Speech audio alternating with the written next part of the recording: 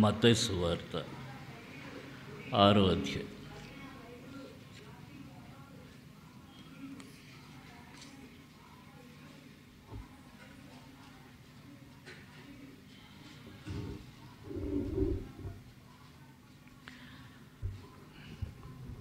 మత్తయి సువార్త 6వ అధ్యాయము 31, 32, 33 వచనాలు కలిసి చదువుకుందాం. మత్తయి సువార్త 6వ అధ్యాయం, మాథ్యూస్ గాస్పెల్ చాప్టర్ 6, 31, 32, 33. కాబట్టి ఏమి తిందమో ఏమి త్రాగుదమో ఏం ధరించుకుందమో అని చింతింపకుడి, అన్యజనులు వీటన్నిటి విషయమై విచారింతురు. ఇవన్నీ మీకు కావాలని మీ పరలోకపు తండ్రికి తెలియను. కాబట్టి మీరు ఆయన రాజ్యము నీతిని మొదట వెతుకుడి, అప్పుడు అవన్నీ మీకు అనుగ్రహింపబడును. ప్రేమ కలిగిన తండ్రి, మీ పరిశుద్ధ నామానికి స్తోత్రాలు. యేసు ప్రభు వందనాలైనా స్తుతులర్పిస్తున్నాము. చదువుకున్న లేఖన భాగం ఆ గమనంలో బోధించండి. నిలబడిన మీ దాసుని కొలతలను ఆత్మతో నింపండి, బలపరచు, వాడుకుని మహిమ పొందండి. శత్రుకారుల మీద విజయం కోరుకుంటాం. మరొకసారి మీ పరిశుద్ధ ఆత్మను మా మీద సమృద్ధి కుమ్మరించమని సహాయం చేయమని యేసు ప్రభు వారి నామంలో వేడుకుంటున్నాము తండ్రి, ఆమేన్. ఏం తిందుమో ఏం త్రాగుదమో ఏం ధరించుకుందమో అని చింతింపకుడి, అన్యజనులు వీటన్నిటి విషయమై విచారింతురు. ఇది స్పష్టంగా ఉంది మాట. ఇవన్నీ మీకు కావాలని మీ పరలోకపు తండ్రికి తెలియను. కాబట్టి మీరు ఆయన రాజ్యము నీతిని మొదట వెదకుడి, అప్పుడు అవన్నీ మీకు అనుగ్రహింపడు. ఆయన రాజ్యము నీతిని మొదట వెదకుడి. మనం ఆ పని చేయాలి. ఆయన రాజ్యం, దేవుని రాజ్యం, శాశ్వతమైనటువంటి రాజ్యం. ఆ రాజ్యమును మనం వెతకాలట. ఆ రాజ్యమును వెతకటం అంటే ఏమిటంటే, ఇక్కడ చూడండి, రోమిలు రాసిన పత్రిక 14వ అధ్యాయం 17వ వచనం.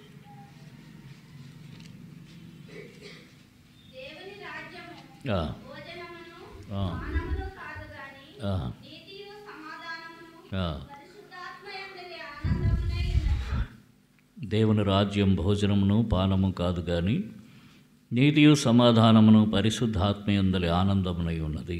అంటే మనం పొందిన వాటిని బట్టి దేవుని రాజ్యమును గురించి మనం సాక్ష్యం ఇవ్వలేము లేదా సంతోషించలేము.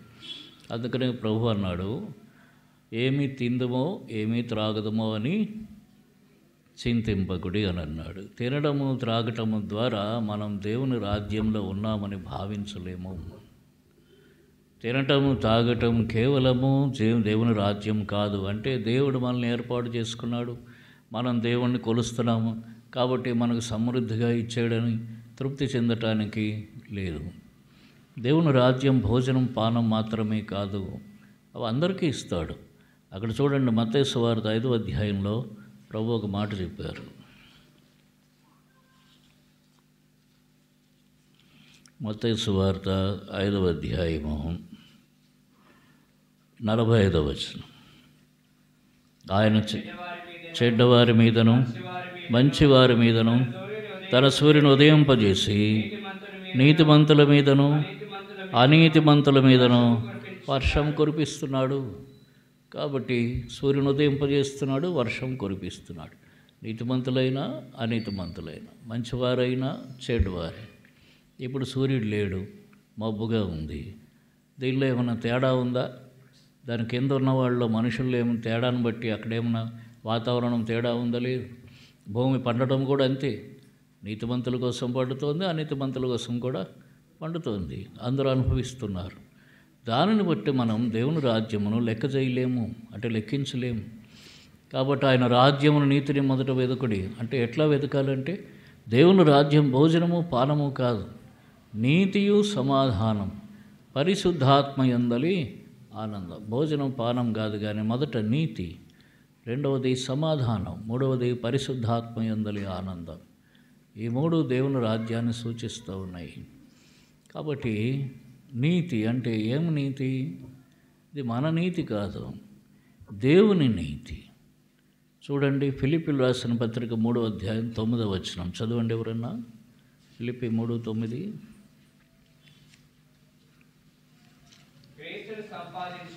ఆ.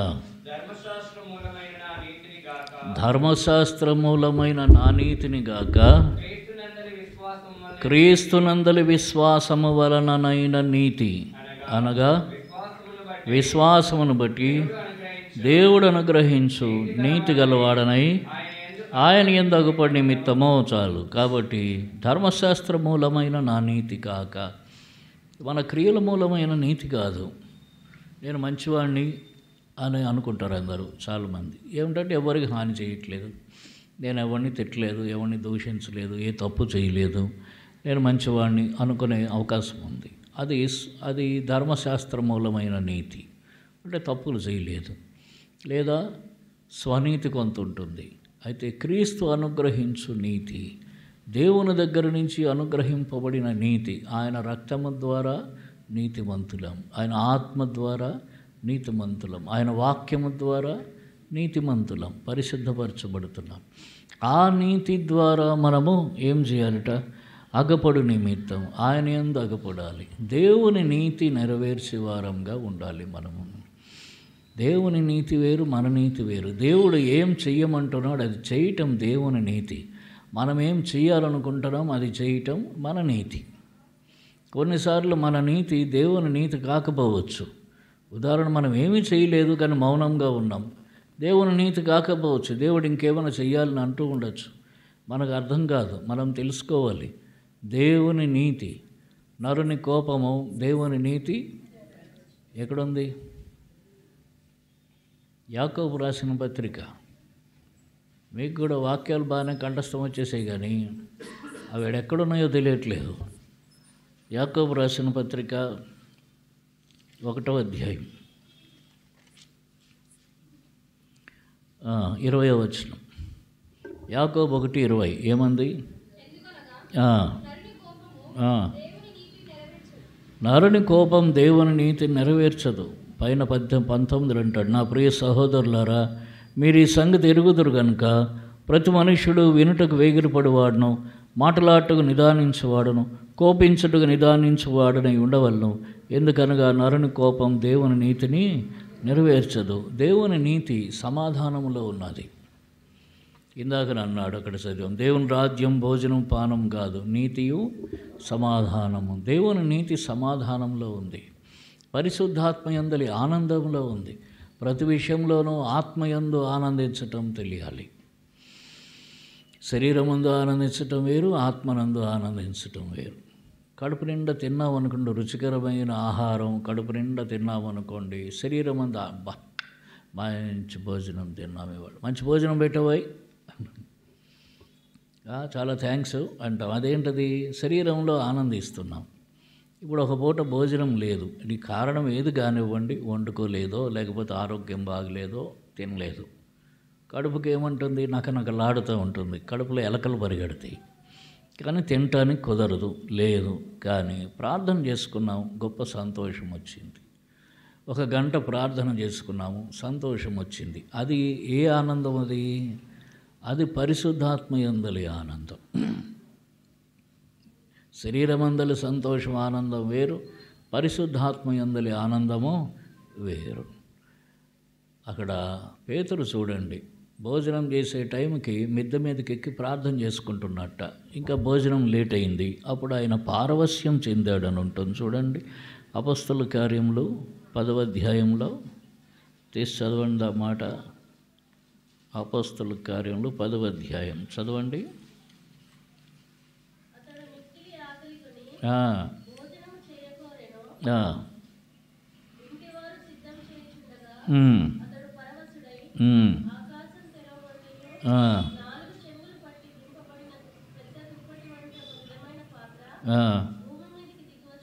అతడు పరవశుడై, దేనికి పరవశం? కింద నుంచి వాసనలు వస్తున్నాయన్న, కింద రాయబడింది కదా, ఇంటివారు సిద్ధం చేస్తున్నారు, ఆ మంచి వాసనలు వస్తున్నాయి పైకి అని చెప్పి పరవశుడయ్యాడా? కాదు, దర్శనం చూస్తున్నాడు అక్కడ. ఆ దర్శనాన్ని బట్టి పరవశుడయ్యాడు. దర్శనం అనేది ఆత్మ సంబంధమైనది. కడుపుకి ఆకలేస్తోంది, శరీరం బలహీనమవుతోంది ఆకలేస్తే, కానీ కలుగుతున్న ఆత్మ సంబంధమైన పర సంబంధమైన దర్శనాన్ని బట్టి ఏమయ్యాడు? పరవశుడయ్యాడు. ఇది పరిశుద్ధాత్మ యందలి ఆనందం. భోజనము పానము కాదు కానీ నీతియు సమాధానమును పరిశుద్ధాత్మ యందలి ఆనందం. సమాధానం దేవుని నీతిని తీసుకొని వస్తుంది. అయితే నరుని కోపము దేవుని నీతిని నెరవేర్చదు. అంటే సమాధానాన్ని పాడు చేస్తుంది. దేవుని నీతి వేరు, మానవ నీతి వేరు. కాబట్టి సమాధానం ఉండాలి. నీతిగా ఉండాలంటే సమాధానం ఉండాలి. సమాధానము దేవుని రాజ్యం, అసమాధానం దేవుని రాజ్యం కాదు. మనం దేవుని రాజ్యమును, ఆయన రాజ్యమును, ఆయన నీతిని మొదట వెతుకుడి అంటే ఆయన రాజ్యాన్ని వెతకాలంటే ఆయన సమాధానాన్ని వెతకాలి. ఎక్కడ వెతకాలి? మొదట మనలో వెతకాలి. అక్కడ పేతురు రాసిన పత్రికలో చెప్పాడు చూడండి. పేతురు రాసిన మొదటి పత్రిక 3వ అధ్యాయం 11వ వచనం. 1 పేతురు 3:11.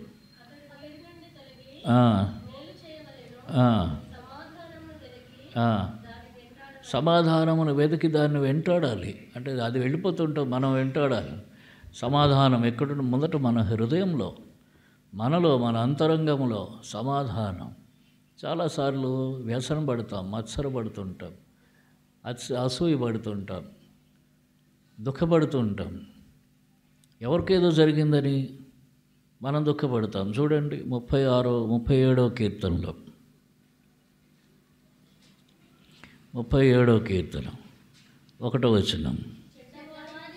చెడ్డవారిని చూసి నీ వ్యసన పడకము, దుష్కార్యములు చేయవారిని చూసి, ఇదొకటి ఉంది, దుష్కార్యములు చేసేవారిని చూసి మత్సర పడుతుంటాం. అంటే వాడు అన్ని అధోపనులు చేస్తున్నాడు, వాడు బాగున్నాడు.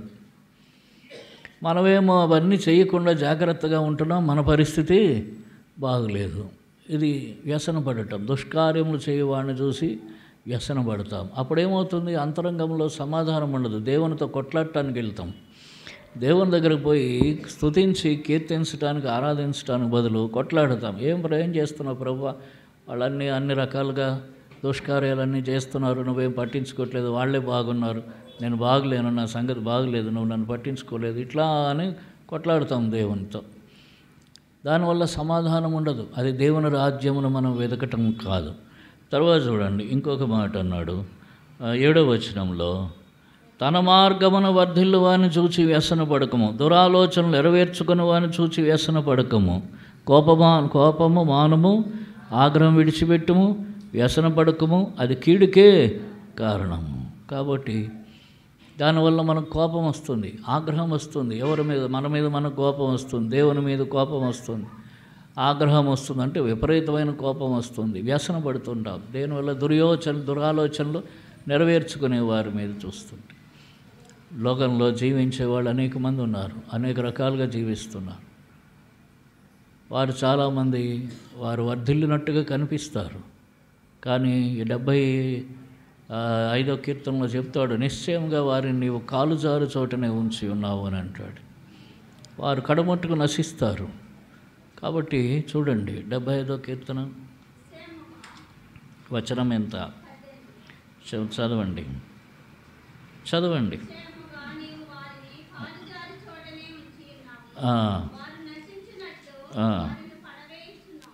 వారు నశించినట్లు వారిని పడద్రోయిచున్నావు. కాబట్టి ఎప్పుడు తోసేస్తాడట దేవుడు. తోసేస్తే నశించిపోతారు. కాలు జారు చోటు ఉన్నారు వారందరూ. భూమి మీద వర్ధిల్లేటటువంటి వారందరూ అలాగున్నారు. వారిని చూసి మనం చాలాసార్లు సంఘాల్లో ఉంటారు, సహవాసంలో, మన సంఘంలో కాకపోతే పక్క సంఘంలో. అంటే దుర్మార్గ పనులు చేస్తుంటారు, మళ్ళీ సంఘానికే వస్తాడు. దుర్మార్గ పనులు చేస్తుంటారు. వాళ్ళకి ఏం కాదు, మంచి పుష్టిగా ఉంటారు, ఆరోగ్యంగా ఉంటారు. 75వ కీర్తన అంతా అదే అంటాడు. వాళ్ళు పుష్టిగా ఉంటారు, ఆరోగ్యంగా ఉంటారు. వాళ్ళ పిల్లల్ని అమెరికాలో పంపుతారు, వాళ్ళు అమెరికాలో చదువుతారు, ఇంగ్లాండ్లో చదువుతారు.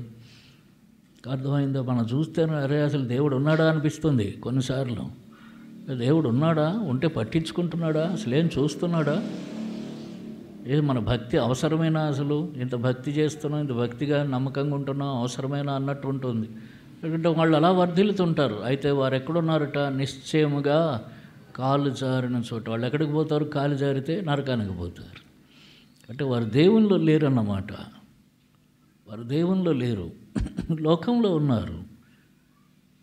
మత్తయి సువార్త 13వ అధ్యాయంలో ప్రభు చెప్పాడు, ఆ పొలంలో గురుగులు ఉన్నాయి, గుముదములు ఉన్నాయిట, గురుగులు ఉన్నాయి, రెండు కలిసే పెరుగుతాయి. కాబట్టి సంఘాల్లో కూడా ఆత్మానుసారులు ఉంటారు, శరీరానుసారులు ఉంటారు, కలిసి పెరుగుతారు. శరీరానుసారులు బలంగా కనిపిస్తారు, పుష్టిగా కనిపిస్తారు. ఎందుకంటే ఒక ఆయన ఉన్నట్ట, ఆటో తోలేవాట, కిరసనాలు వేసేవాట, అందులో వేయొచ్చా? అర్థమైందా? దేని వేస్తారు ఆటోలో? పెట్రోలా, డీజిలా? డీజిల్.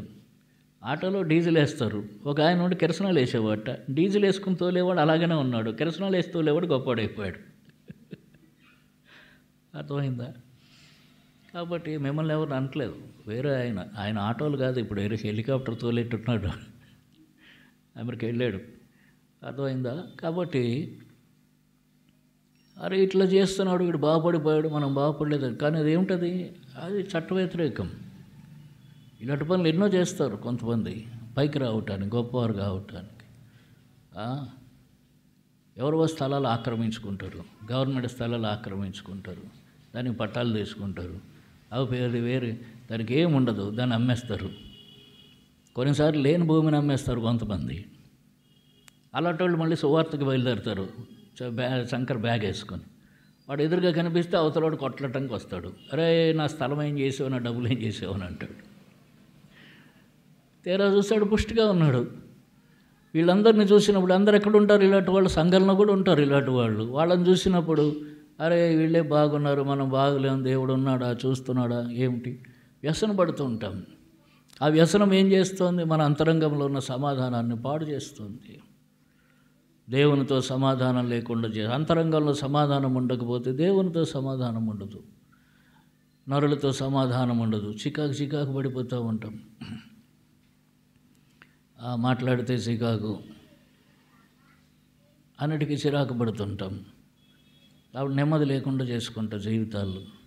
కుటుంబాల్లో నెమ్మది ఉండదు, మనస్సులో నెమ్మది ఉండదు, చేసే పనిలో సంతోషం ఉండదు. ఇవన్నీ తెచ్చుకుంటాం. కాకపోతే దేవుడు అంటున్నాడు, అవన్నీ మీకు కావాలని పరలోకమందున్న మీ తండ్రికి తెలియను. మనకేం కావాలో దేవునికి తెలుసు. ఆయన అన్యాయస్తుడు కాదు, తగిన సమయానికి తప్పకుండా తీసుకుని వచ్చి మనకిస్తాడు. తన ప్రియులు నిద్రించుచుండగా ఆయన వారికి ఇచ్చుచున్నాడు. 127వ కీర్తనలో చెప్తాడు, మనం ఆయనకు ప్రియులంగా ఉంటే చాలు, ఆయన మనకిస్తాడు. కాబట్టి మొదట ఆయన రాజ్యం, నీతిని వెతకాలి. ఆయన రాజ్యం ఏమిటి? సమాధానం. అంతే. మనం సమాధానంతో మన అంతరంగంలో సమాధానం పోగొట్టుకోకుండా ఉండాలి. ఎప్పుడైతే మనకు కలవరం వస్తుందో, వ్యసనం వస్తుందో పరిస్థితులను బట్టి, అప్పుడు మనము ప్రభు దగ్గరికి పోవాలి. ఇప్పుడు అన్యులు వాళ్ళు ఏదో పొందారని మనం అనుకుంటాం. ప్రభు వైపు చూసినప్పుడు, అందుకని మన యాత్రలో మనం విశ్వాసమును కర్త, దాన్ని కొనసాగించేవాడైనా యేసు వైపు చూడాలి. ఆయన వైపు చూసినప్పుడు ఆయన ధనవంతుడై ఉండి మన కొరకు ఏమయ్యాడు? దరిద్రుడయ్యాడు. ఆయన ఒక ఇంట్లో, ఒక ఊర్లోనికి వస్తానన్నాడు, ఊర్లోకి రానివ్వలేదు. ఒక ఇంటిలోకి వస్తానన్నాడు, ఇంట్లోనికి రానివ్వలేదు. తర్వాత ఒక అంజూరపు చెట్టు దగ్గరికి వెళ్ళాడు, అక్కడ పళ్ళే దొరకలేదు. అర్థమైందా? మనుష్య కుమారుడు తలవాల్చుకున్నట్టుకైనను స్థలం లేదు, సిలువలో వేలాడాడు, చిన్న అంగవస్త్రం మాత్రం కట్టుకున్నాడు. ఆ రీతిగా ఆయన మన కొరకు శ్రమలు అనుభవించాడు. ఆయనను మనం చూసినప్పుడు మన హృదయాలు సమాధానం పొందుతాయి. అర్థమవుతోంది? దేవాది దేవుడు మన కోసం అంత దరిద్రుడైపోయాడు, రిక్తుడైపోయాడు అన్నాడు, ఏమి లేనివాడయ్యాడు అన్నాడు. కాబట్టి ఆయన్ను చూసినప్పుడు మనకు సమాధానం, మనుషులను చూసినప్పుడు మన సమాధానం మనం పోగొట్టుకుంటాం. అందుకని అపొస్తలుడైన పౌలు మంచి సూక్తి చెప్పాడు, కలిగిన దానితో తృప్తి కలిగి ఉండాలి. అప్పుడు మనకు సమాధానం ఉంటుంది. ఇంకా కావాలంటే ప్రభువుని అడగాలి. ఆయన అడిగి ఊహించిన దానికంటే అత్యధికంగా దయచేయుటకు శక్తి గలవాడు, ఇస్తాడు. ఆయనకు శక్తి ఉంది, ఆయన ఇస్తాడు. మనం అడగాలి, అడిగి ఎదురు చూడాలి. ఈ లోక సంబంధమైన వాటి విషయమై మనం ఎక్కడ ఎక్కువగా ఆతృత పడుతుంటామో అక్కడ మనకు సమాధానం తగ్గిపోతుంది. మనకు కావాలంటే ఓ లిస్ట్ రాసుకోవాలి. ప్రాక్టికల్ ఇది. నీకేం కావాలో లిస్ట్ రాసుకో, ప్రభుని అడుగుతూ ఉండు. నీకు అత్యవసరంగా ఏం కావాలి అది ఫస్ట్ రాయి. లాస్ట్గా ఏదో లేట్ అయినా పర్వాలేదు ప్రభు అన్నది లాస్ట్ అని రాయి. వరుసగా లిస్టు రాసుకో, అదే వరుసలో ప్రార్థన చేసుకో.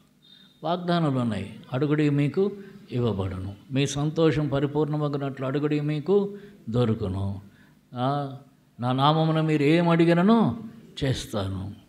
ఈ వాగ్దానాలన్నీ ఉన్నాయి. అవి పట్టుకొని ప్రార్థన చేయాలి. ప్రభువా, ఇన్ని వాక్యాలు చెప్పావు, ఇదిగో నాకు ఇవన్నీ ఈ వరుసలో కావాలి, ఇది ఫస్ట్ కావాలి, ఇది సెకండ్ కావాలి, ఇది థర్డ్ కావాలి. మీకు దేవుడు ఇవ్వకపోతే నన్ను అడగండి. అర్థమైందా? దాని సమయానికి దానిని దేవుడు తప్పనిసరిగా అనుగ్రహిస్తాడు. ఈ మధ్యలో మనం కొద్ది పల్టీలు కొడుతుంటాం, పిల్లి మొగ్గలు, ముందు నుంచి వెనక్కి, వెనక నుంచి ముందుకి తప్పులు చేస్తుంటాం. అప్పుడు మన ప్రార్థనకు జవాబు ఏమవుతుంది? ఆలస్యం అయిపోతుంటుంది. అది ఎందుకు ప్రార్థన జవాబు ఆలస్యమైందంటే కొద్దిగా తప్పులు చేస్తాం. మనం ఇబ్బందుల్లో ఉన్నప్పుడు, శ్రమల్లో ఉన్నప్పుడు భక్తిగా ఉండటానికి ప్రయత్నం చేస్తాం. ఎప్పుడైతే నిదానం వచ్చేసిందో, సమాధానం వచ్చిందో, భక్తి తగ్గిపోతుంది. ఎప్పుడైతే భక్తి తగ్గిపోయిందో మళ్ళీ తప్పులు చేస్తాం. మళ్ళీ తప్పులు ఎప్పుడు చేస్తున్నామో మళ్ళీ మనకు రావాల్సిన దాన్ని పోస్ట్పోన్ అయిపోతూ ఉంటుంది, లేట్ అయిపోతూ ఉంటుంది. మనం నమ్మకంగా ఉంటే నమ్మకమైన వానికి దీవెనలు మెండుగా లభించును. మనం నమ్మకంగా ఉంటే మనకు దీవెనలు మెండుగా దొరుకుతాయి. అలాగున మనము సమాధానమును కాపాడుకోవాలి, సమాధానమును వెంటాడుతుండాలి, కాపాడుకోవాలి. దేవునితో మన సమాధానాన్ని కాపాడుకోవాలి. దేవుని రాజ్యంలో ఉన్నామన్న దానికి నిదర్శనం ఏమిటంటే మనం దేవుని సమాధానముతో నింపబడుతున్నాం. ఏ పరిస్థితులు ఎట్లా ఉన్నా ఆ నిమ్మళమైన స్థితి మనలో ఉండటమే మనం దేవుని రాజ్యంలో ఉన్నామన్న దానికి నిదర్శనం. నీతియు సమాధానం, నీతిగా జీవించాలి. పరిస్థితులు ఏమన్నా రానివ్వండి, నేను నీతిని తప్పను. ఫస్ట్ దేవుని వాక్యం ఏం చెప్తోందో అదే నీతి. దేవుని వాక్యం చెప్పనదంతా నీతి కాదు. దేవుని వాక్యం ఏం చెప్తోందో అదే నీతి. ఉదాహరణకి ఆఫీసులో కూర్చున్నాం, పని చేస్తున్నాం, ఎవడో ఒక 100 రూపాయలు లంచం ఇచ్చాడు. లోకస్తులు ఏమంటారు తెలుసా? నువ్వు అడగలేదు కదా, వాడు ఇచ్చాడు, తప్పేముంది, గిఫ్ట్ అనుకుని తీసుకో అంటాడు. నువ్వు అడగలేదు కదా, మనం అడగలేదు, వాడు ఇచ్చాడు, గిఫ్ట్ అనుకుని తీసుకో. ఇదేమిది? ఇది లోకనీతి. దేవుని వాక్యం ఏం చెప్తోంది? లంచము యెహోవా దృష్టికి ఏంటి చెప్పండి? అసహ్యం. అది అడిగి తీసుకున్నా, అడక్క తీసుకున్నా, ఇచ్చినప్పుడు తీసుకుంటే ఏమవుతుంది? అది అసహ్యం. ఎందుకంటే ఆ పనికి నీకు జీతం ఉన్నది, మళ్ళీ తీసుకోకూడదు. ఇది అసహ్యం. ఇప్పుడు దేవుని నీతి వేరు, మానవ నీతి వేరు. కాబట్టి అలాగనే మనం అర్థం చేసుకోవాలి. దేవుని వాక్యం ఏది చెప్తోందో అది దేవుని నీతి, అది దేవుని రాజ్యం. మనం దానిని నెరవేరుస్తున్నామంటే మనం దేవుని రాజ్యంలో ఉన్నామని అర్థం. ఇక సవరణలు చాలా ఉంటాయి, ఎక్సెప్షన్స్, అట్లా చేయొచ్చు, ఇట్లా చేయొచ్చు, ఇది చేయొచ్చు. అవన్నీ కూడా దానివల్ల ఎంతో కొంత మనకు నష్టం తప్పదు. అర్థం చేసుకో. దేవుని రాజ్యం భోజనం పానము కాదు, నీతియు సమాధానం, పరిశుద్ధాత్మ యందలి ఆనందం, దేవుని ఆత్మలో ఆనందించటం. అంటే కలిగిన దానిలో శరీరంలో ఆనందించటం కాదు, దేవుని యందు ఆనందించటం. మీరు యెహోవా యందు ఆనందించుట వలన బలమొందుతారు. ఎక్కడుంది చెప్పండి? నెహెమ్యా గ్రంథం 8వ అధ్యాయం చూడండి, 10వ వచనమా తీసి చూడండి. నెహెమ్యా గ్రంథం 8వ అధ్యాయం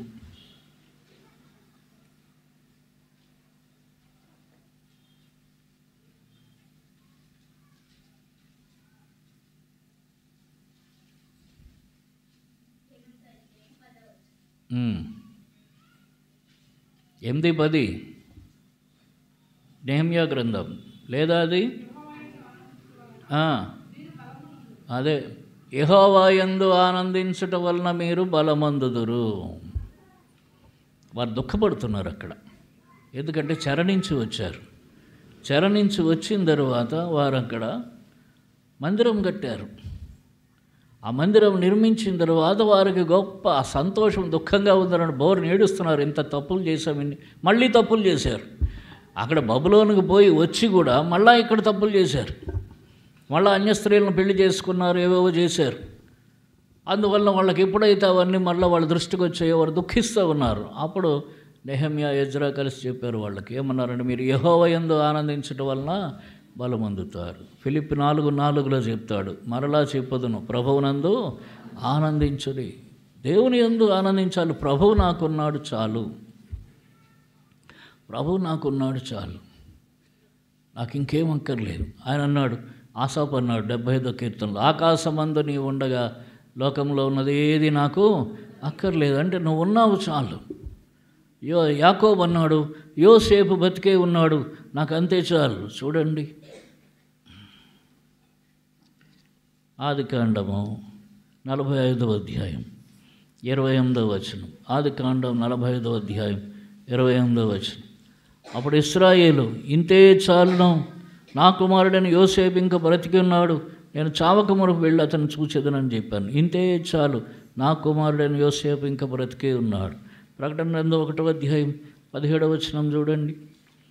ప్రకటన గ్రంథం 1వ అధ్యాయం 17వ వచనం.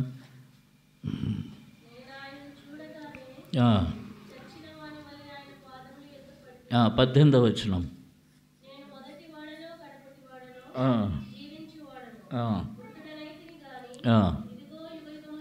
మృతుడనైతిని గాని ఇదిగో యుగయుగములు సజీవుడనై ఉన్నాను. చాలు. యేసు ప్రభు చెప్తున్నాడు, నేను సజీవుడనై ఉన్నాను. మన దేవుడు సజీవుడు, మన మధ్యనున్నాడు, బ్రతికే ఉన్నాడు. ఆయన చనిపోయినవాడు కాదు, చనిపోయి తిరిగి లేచాడు. ఈ యుగయుగములు సజీవుడిగా ఉన్నాడు. 2000 సంవత్సరాలు బట్టి సజీవుడిగా ఉన్నాడు. ఇప్పుడు మన మధ్య సజీవుడు, బతికున్నాడు. అంటే మన మాటలు వింటున్నాడు, మనం చేస్తున్నావు చూస్తున్నాడు, మన సహాయం చేయడానికి శక్తిమంతుడు. ఆయన రాయి రప్ప కాదు, మృతుడైపోయిన వాడు కాదు. చాలామంది చనిపోయిన వాళ్ళకి బొమ్మలు కట్టి వాటికి పూజ చేస్తారు, లేచి వస్తాడా? వాడు రాలేడు. అయితే మన ప్రభువు, ఆయనకు విగ్రహం అక్కర్లేదు, ఆయన పూజ చేయడానికి మనకి ఏ బొమ్మ అక్కర్లేదు, ఏ ఆకారం అక్కర్లేదు. ఆయన సజీవుడు, ఆత్మరూపిగా మన మధ్యన ఉన్నాడు. కనుకైనా మనం ఆయన ఆత్మతో సత్యంతో ఆరాధిస్తాం. సజీవుడైన దేవుడు మనతో కూడా ఉన్నాడు. అక్కడ మత్తయి 28:20 చెప్పాడు, ఇదిగో నేను యుగయుగములు ఏమన్నాడు, మీ యుగ సమాప్తి వరకు సదాకాలం మీతో కూడా ఉన్నానని అన్నాడు. మీతో కూడా ఉన్నాను అంటే మనతో ఉన్నాడు. కాబట్టి మనం భయపడాల్సిన పని లేదు. ఆయన సజీవుడైన దేవుడు ఉన్నాడు, మన అక్కరలు తీర్చగలిగేటటువంటి దేవుడు. ఇవి కావాలని పరలోకమందు ఉన్న మీ తండ్రికి తెలియను. మొదట ఆయన రాజ్యం నీతిని వెతుకుడి, అప్పుడు అవన్నీ మీకు అనుగ్రహింపబడను. కాబట్టి ఆయన సజీవుడిగా ఉన్నాడు, అది చాలు మనకు సంతోషం. సజీవుడైన దేవుడు నాతో కూడా ఉన్నాడు, అది మనకు సంతోషం. పరిశుద్ధాత్మ యందలి ఆనందం. దేవుని యందు ఆనందించడం నేర్చుకోవాలి, ఏమున్నా కూడా లేకపోయినా. ఎల్లప్పుడూ ఎల్లప్పుడూ ఎల్లప్పుడూ సంతోషము, యేసు నాతో కూడా నున్నందున, యేసు నాతో కూడా నున్నందున. ఎల్లప్పుడూ ఎల్లప్పుడూ ఎల్లప్పుడూ సంతోషము, యేసు నాతో కూడా నున్నందున, యేసు నాతో కూడా నున్నందున. ఈ అనుభవం ఎల్లప్పుడూ. ఇంకొక పాట ఒక ఆయన రాసుకున్నాడు, ఎల్ల వేళలందు కష్టకాలమందు వల్లభుండ యేసు స్తుతింతున్, ఎల్లను నీవే నాకెల్లడల వల్లపడదే వివరింప. కాబట్టి ఎల్లను ఎప్పుడు సదాకాలం నువ్వు నాతో కూడా ఉన్నావు, కాబట్టి సంతోషం. ఈ పరిశుద్ధాత్మ యందలి ఆనందం మనకు దినదినము వృద్ధి పొందుతూ ఉండాలి. అది సంపూర్ణంగా ఉండాలి. అది దేవుని రాజ్యమునకు సూచన. అంటే మనం దేవుని రాజ్యంలో ఉన్నాం, దానికి నిదర్శనం అది. మనం నీతిగా బతుకుతాం, దేవుని నీతిని మనం నెరవేరుస్తూ ఉంటాం. అంటే దేవుని వాక్యానుసారమైన నీతిని భూమి మీద మనం నెరవేరుస్తాం. అది దేవుని రాజ్యంలో మనం ఉన్న దానికి సూచన. సమాధానం ఉంటుంది, అంతరంగంలో సమాధానం. మనలో మనం సమాధానం కలిగి ఉంటాం, ఏమన్నా లేకపోయినా సమాధానం ఎక్కడికి పోదు. అక్కడ చూడండి, యెషయా 66:12 ఒకసారి. 66:12, 64:12.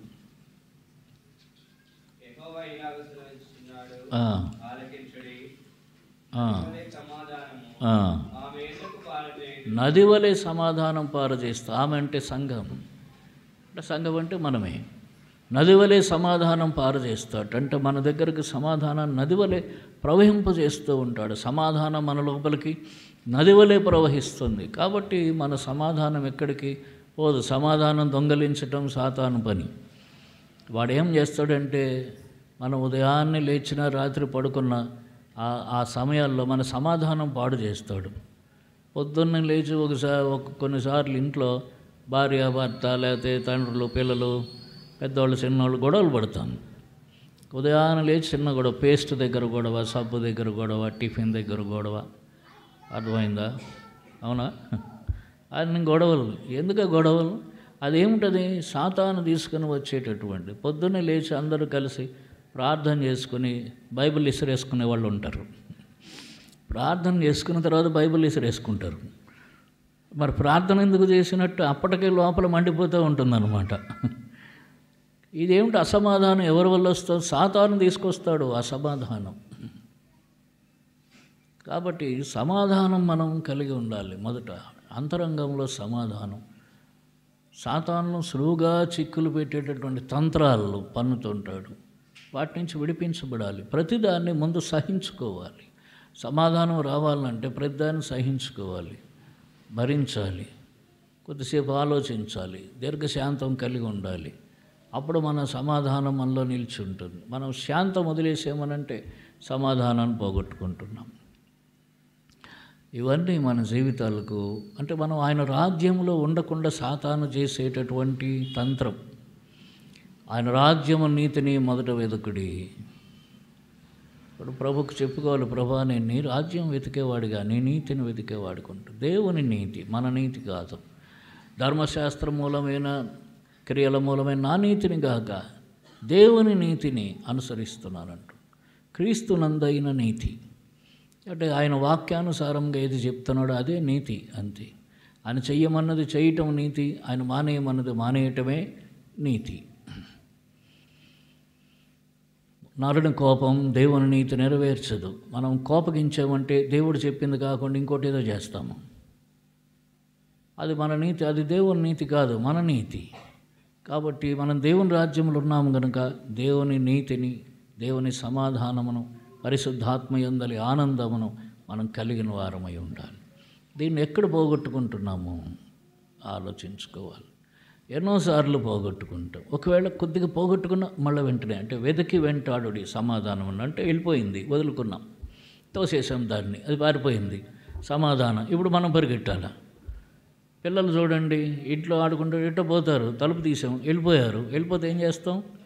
వాళ్ళు వెంటబడతాం. ఎటు పోయారు? ఈ గల్లీలో ఉన్నావు, ఆ గల్లీలో ఉన్నావు, మీ ఇంటికి వచ్చాడా, మా ఇంటికి వచ్చాడా, వాళ్ళ ఇంటికి వెళ్ళాడా, ఆ గల్లీకి పోయి ఈ గల్లీకి పోయి పరిగెట్టి పోయి వెతికి మళ్ళీ తెచ్చుకుంటాం. అలాగ సమాధానం వదిలేసాం.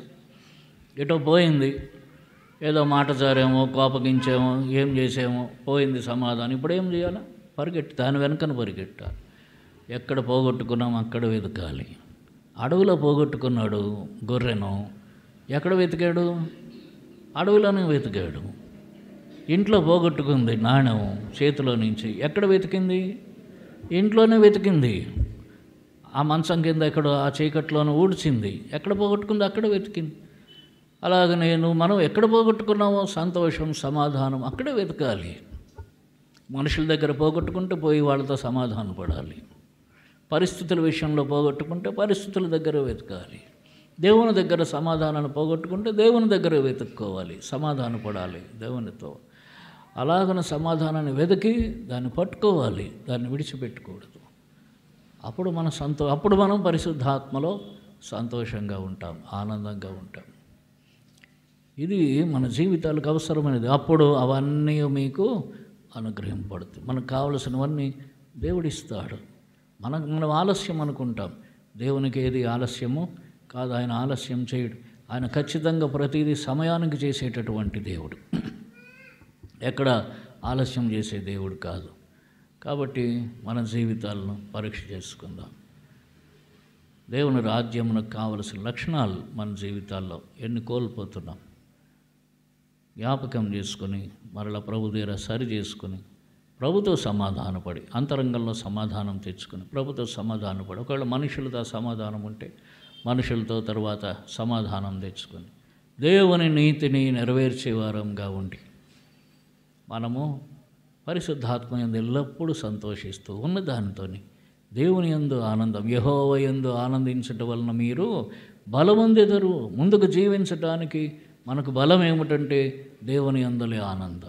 ఆ బలం కలిగి ముందుకు పోదాము. అలాగన మన అపరాధాలు, దోషాలు, తప్పిదాలు ప్రభు దగ్గర ఒప్పుకుందాము. విడిచిపెట్టి యోగ్యమైన రీతిలో ప్రభు బలలో పాలు పంపులు పొందుదాం. ప్రభు సహాయం చేయను కాక.